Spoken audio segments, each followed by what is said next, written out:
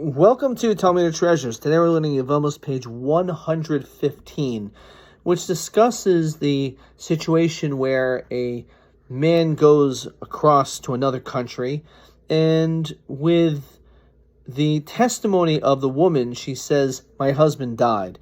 The question is, do we believe her? And therefore now she can go and marry someone else.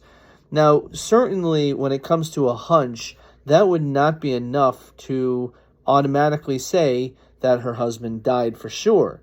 It's only when she is absolutely definitive. And that's the reason why we've learned, if, for example, the husband and wife, it's been known that they love each other, then she's probably not going to just make this up, and it must be absolutely the case that she knows that her husband died.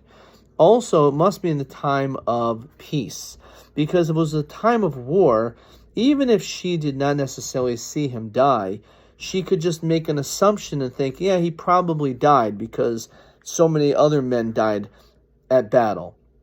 But that, again, is not sufficient, and therefore she would not be believed in the time of war. And because of this, we ask the following situation based on a story where there was two great scholars that tragically or seemingly drowned.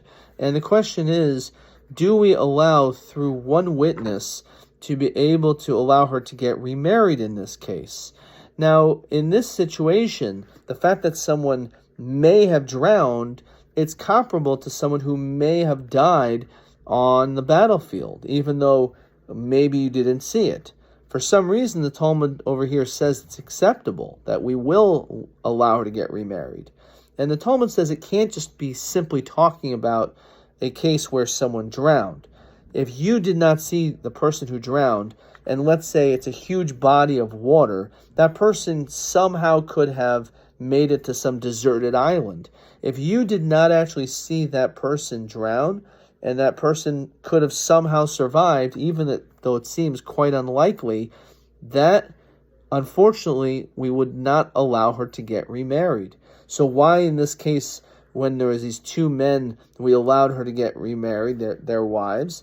It's because, as the Talmud says, that there were women that actually saw their remains, and they were able to testify that these were the actual husbands of these women.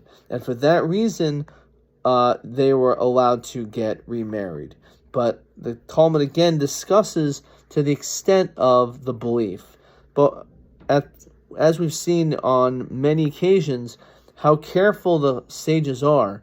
We want to do everything we can in order to be able to let her get remarried. We do not want this woman to remain a niguna. However, on the other hand, if we are not 100% sure that her husband died, we cannot simply allow her to get remarried, as that would be considered the great prohibition of Eshes Ish, of potentially being with a married woman. And therefore, because of this, the Talmud goes back and forth in this discussion.